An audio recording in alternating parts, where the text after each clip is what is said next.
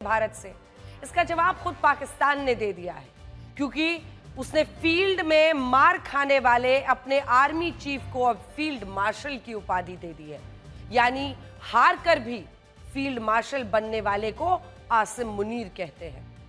आज आपको आसिम मुनीर के फील्ड मार्शल बनने की इनसाइड स्टोरी हम बताएंगे और ये भी बताएंगे कि क्या शहबाज शरीफ को तख्ता पलट का डर सता रहा था, जिसकी वजह से उन्होंने हारे हुए आसिम मुनीर को सीधा पाकिस्तान के इतिहास का दूसरा फील्ड मार्शल बना दिया ताकि वो उनकी गद्दी ना छीन ले।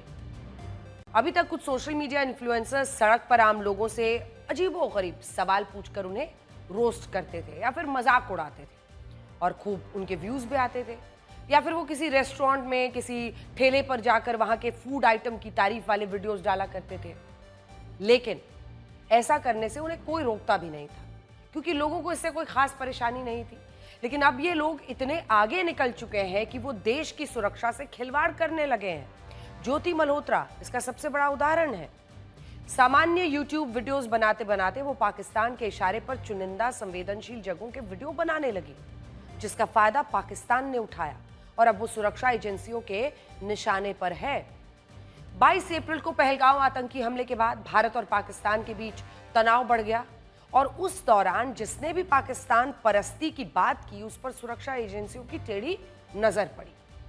यहीं से पूरा मामला बड़ा हुआ।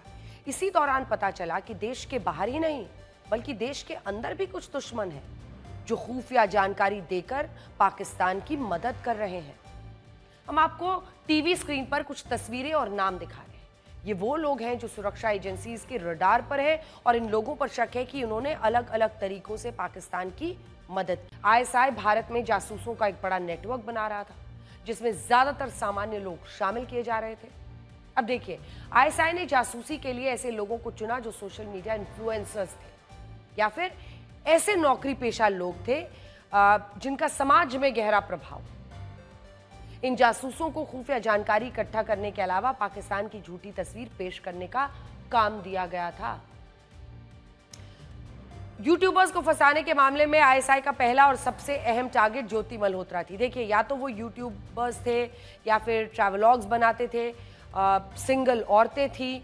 अगर आप देखिए, सोशल मीडिया इन्फ्लुएंसर्स हो, जासूसी के लिए खास लोगों को वो चुनता था। ये मोडस ऑपरेंडाई है पूरा इस शख्स का, जिसका नाम दानिश था।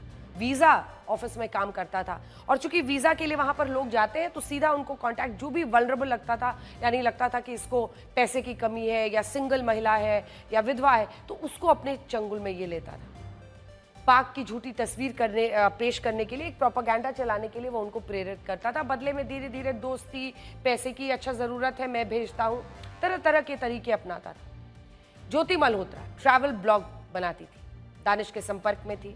ज्योति के जरिए भारतीय खुफिया एजेंसियों के एजेंट्स की पहचान करना चाहती थी। आगे मैंने क्या मांग करनी है जी, जो होगा होगा ही। हम अभी ज्योति के घर पे मौजूद है। ज्योति को उसके पिता ने ही परवरिश की है। पिता और उनके जो भाई है उनके बीच पड़ी बली है। देख सकते हैं कि ज्योति घूमने की जो शौक रखती है वो उसके जो फ्रिज मैग्नेट्स है उसमें आपको दिख जाएगा। और इसके अलावा आप देख सकते हैं कि यहाँ पे उसकी जो ये रूम है यहाँ पे वो रहती थी और उसके जो ये यूट्यूब चैनल है जो ट्रैवल विद जो, उसमें जो उसको सिल्वर बटन मिला था वो भी यहाँ पे आपको देखने को मिलेगा। और जैसा कि हमें पता चला है कि ज़्यादातर ज्योति यहाँ पे नहीं रहती थी, वो दिल्ली में ही रहती थी और उनको शनिवार के दिन पुलिस ने गिरफ्तार किया। खुफिया एजेंसियों को शक है कि ज्योति आईएसआई की मदद से ही पाकिस्तान जाती थी और यहाँ पर उसके लिए 5 स्टार इंतजाम करवाए जाते थे। ज्योति मल्होत्रा को पाकिस्तान में वीआईपी ट्रीटमेंट दिया गया था। उसकी सुरक्षा में खास तौर से सुरक्षा कर्मियों को तैनात किया गया था। आमतौर पर किसी पर्यटक के लिए क्या ऐसी सुविधाएं उपलब्ध होती हैं? पाकिस्तान में ऐसा नहीं किया जाता है।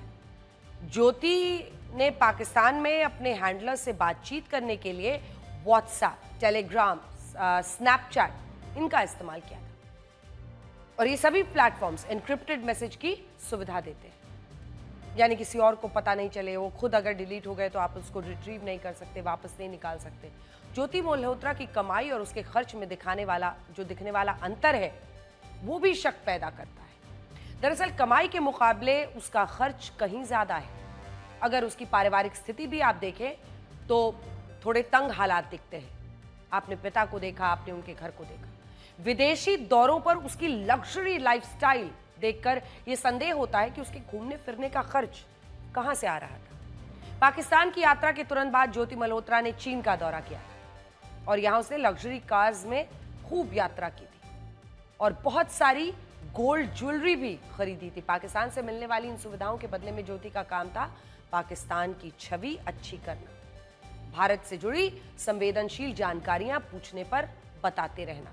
ज्योति की संदिग्ध गतिविधियों को देखते हुए खुफिया एजेंसी ने सवालों की एक लिस्ट तैयार की है। हमारे पास उस लिस्ट में शामिल कुछ सवाल है। जैसे पूछा गया कि बार बार पाकिस्तान जाने का मकसद क्या था। लेकिन अगली खबर का रुख करते हैं। साउथ एशिया में इस वक्त शतरंज की बिसात बिछी हुई है और दुनिया के बड़े बड़े खिलाड़ी इस बाजी में उतरे हुए हैं।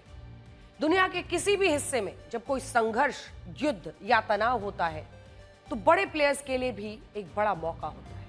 इस वक्त साउथ एशिया में भारत और पाकिस्तान भिड़े हुए हैं। दोनों के बीच 4 दिनों का एक युद्ध हो चुका है। हालांकि फिलहाल सीजफायर है, लेकिन अंदेशा यही है कि कभी भी फिर से दोनों के बीच युद्ध हो सकता है। अगर पाकिस्तान आतंकी हमला करेगा, भारत मारेगा और इसीलिए अमेरिका, चीन जैसे बड़े खिलाड़ी इस वक्त साउथ एशिया में लगातार अपनी शतरंज की चालों को चल रहे हैं। अमेरिका तो पूरी दुनिया में यह डंका पीट रहा है कि उसने भारत पाकिस्तान का यह युद्ध रुकवा दिया और अब चीन युद्ध विराम के बाद की कूटनीति में एक बड़ी भूमिका निभाने की कोशिश कर रहा है। चीन पूरी तरह से ये कोशिश कर रहा है कि वो अफगानिस्तान और तालिबान, जो अफगानिस्तान के तालिबान है और इधर पाकिस्तान की आपस में दोस्ती करवा दे। तो उसकी कोशिश है कि तालिबान और पाकिस्तान जो डिफरेंसेस बीच में आए थे, क्योंकि अफगानिस्तान ने तो खुलकर कह दिया कि आतंकी घटना गलत है। अफगानिस्तान अपने काबुल नदी पर डैम के लिए सहायता लेकर जल्दी से बना रहा है, जिससे एक बड़े इलाके में पाकिस्तान में पानी की कमी होगी। लेकिन चीन क्या चाल चल रहा है? शी जिनपिंग का दिमाग दौड़ रहा है और वो चाहता है कि तालिबान और पाकिस्तान के बीच में वो फिर से दोस्ती करवा दे। इसलिए दोनों देशों के विदेश मंत्रियों की बीजिंग में मुलाकात करवा रहा है। इसके साथ ही भारत को घेरने के लिए चीन बांग्लादेश के मोहम्मद यूनुस के साथ भी कई तरह की चालें और साजिशें रच रहा है। आपको याद होगा, मार्च के महीने में बांग्लादेश के चीफ एडवाइजर मोहम्मद यूनुस चीन के दौरे पर गए थे, जहां उन्होंने चीनी राष्ट्रपति शी जिनपिंग से मुलाकात की थी और इसी के बाद वहां मीडिया से बात करते हुए मोहम्मद यूनुस ने भारत के नॉर्थ ईस्टर्न स्टेट्स को लैंडलॉक कर बताया था। मोहम्मद यूनुस का ये बयान बांग्लादेश को कितना महंगा पड़ा, यह हम आपको बताएंगे। लेकिन अब कहानी इस बयान से आगे बढ़ गई है। खबर यह है कि भारत के सिलीगुड़ी कॉरिडोर यानी कि चिकन्स नेक के पास बांग्लादेश एक एयरबेस बना रहा है। ये जो लाल वाला हिस्सा आप देख रहे हैं, इसको चिकन नेक कहा जाता है, क्योंकि यही भारत का कनेक्शन है। चिकन्स नेक के पास बांग्लादेश एक एयरबेस बना रहा है और इस एयरबेस को बनाने में चीन उसकी मदद कर रहा है। भारतीय एजेंसियों का कहना है कि चीनी अधिकारी हाल ही में यहां एयरबेस की साइट पर पहुंचे थे। अब ये समझिए कि अगर बांग्लादेश यहां पर एयरबेस बना देगा तो होगा क्या और भारत को किस तरह का खतरा है। ये समझने के लिए आपको सिलीगुड़ी कॉरिडोर को समझना होगा, जिसे भारत की चिकन नेक भी कहा जाता है।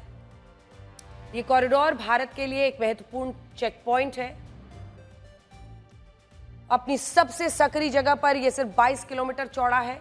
ये लंबे समय से भारत के लिए एक रणनीतिक कमजोरी रहा है, क्योंकि ये कॉरिडोर 8 पूर्वोत्तर राज्यों अरुणाचल प्रदेश, असम, मणिपुर, मेघालय, मिजोरम, नागालैंड, सिक्किम, त्रिपुरा को देश के बाकी हिस्सों से जोड़ता है। चीन और पाकिस्तान जैसे भारत के दुश्मनों की नजर बहुत पहले से ही भारत के इस कॉरिडोर पर रहती है। उन्हें लगता है कि अगर वो युद्ध के समय में भारत के कॉरिडोर को यहां पर ब्लॉक कर दे तो पूरे नॉर्थ ईस्ट को वो ब्लॉक कर सकते हैं। हालांकि नॉर्थ ईस्ट और सिलीगुड़ी कॉरिडोर में भारत के एक बहुत मजबूत मिलिट्री प्रेजेंस है। भारतीय सेना के त्रिशक्ति कोर का हेडक्वार्टर्स भी इसी सिलीगुड़ी के पास है। यहां हाशिमारा एयरबेस के पास भारत के रफाल की एक स्क्वाड्रन भी मौजूद रहती है। अब देखिए, भारत के लिए समस्या यह है कि बांग्लादेश जिस जगह पर अपना नया एयरबेस बना रहा है, वो जगह लाल मोनेरहाट भारत के सिलीगुड़ी कॉरिडोर से सिर्फ 135 किलोमीटर दूर है। ये दूरी सुनने में भले ही ज्यादा लग रही हो, लेकिन एयर डिफेंस के हिसाब से बहुत कम है। बांग्लादेश के रंगपुर डिवीजन में जिस एयरबेस को बनाने का प्रस्ताव है, वहां से भारत का बॉर्डर सिर्फ 20 किलोमीटर दूर है। भारत की आशंका यह है कि जिस सिलीगुड़ी कॉरिडोर पर चीन और पाकिस्तान जैसे भारत के दुश्मनों की नजर रहती है, कहीं अब बांग्लादेश भी तो इनके हाथों में नहीं खेल रहा है। और अगर ऐसा नहीं है तो फिर चीन बांग्लादेश की मदद क्यों कर रहा है? लेकिन अब खबर आ रही है कि भारत की इंपोर्ट स्ट्राइक के बाद यूनुस प्रशासन भारत के साथ बातचीत करना चाहता है, क्योंकि बांग्लादेश के व्यापारियों का मोहम्मद यूनुस के प्रशासन पर भारी दबाव है। उन्हें लग रहा है कि बांग्लादेश भारत से दुश्मनी ले रहा है, जिसकी वजह से भारत इस तरह के प्रतिबंध लगा रहा है। इसीलिए अब खबर आ रही है कि यूनुस की सरकार भारत से इस मुद्दे पर बात करना चाहती है, क्योंकि बांग्लादेश को अरबों टके का नुकसान हो रहा है। इससे पहले 8 अप्रैल 2025 को भारत ने बांग्लादेश के लिए ट्रांसशिपमेंट सुविधा को खत्म कर दिया था। इस सुविधा के तहत बांग्लादेश भारतीय जमीन से और हवाई अड्डों से दूसरे देशों तक अपना माल पहुंचा सकता था। बांग्लादेश को यह सुविधा 2020 में मुहैया कराई गई थी। ऑपरेशन सिंदूर के बाद ऑपरेशन मजबूर। ऑपरेशन सिंदूर हमारी सेना ने चलाया, लेकिन ऑपरेशन मजबूर हमारे राजनेता चला रहे हैं और अपनी राजनीतिक मजबूरी में ऐसे ऐसे सवाल उठा रहे हैं जो मौजूदा हालात में भारत के लिहाज से ना जरूरी है ना जायज। राहुल गांधी पिछले 4 दिन में 2 बार विदेश मंत्री एस जयशंकर पर निशाना साध चुके हैं। 17 मई को राहुल गांधी ने एस जयशंकर के एक बयान का जिक्र किया, जिसमें वो कह रहे हैं कि हमने पाकिस्तान को कह दिया था कि उसने सैन्य ठिकानों को निशाना नहीं बना रहे, इसलिए वो इससे दूर रहे। राहुल गांधी ने पूछा कि इसकी वजह से हमने कितने लड़ाकू विमान खो दिए। 19 मई को उन्होंने फिर से सवाल दोहराया, विदेश मंत्री की चुप्पी को लेकर सवाल खड़े किया। हालांकि ये सवाल बाद में आए, लेकिन इनके जवाब पहले ही सेना दे चुकी है। We did attempt to reach out and communicate our compulsions to strike at the heart of terror to my counterpart in the immediate wake of Operation Sindoor. You know, we are in a combat scenario and losses are a part of combat. All I can say is that we have achieved our objectives that we selected and all our pilots are back home. Rahul Gandhi के बयान पर विदेश मंत्रालय ने कहा कि विदेश मंत्री की चेतावनी को ऐसे पेश किया जा रहा है कि जैसे पाकिस्तान को जानकारी दी गई हो।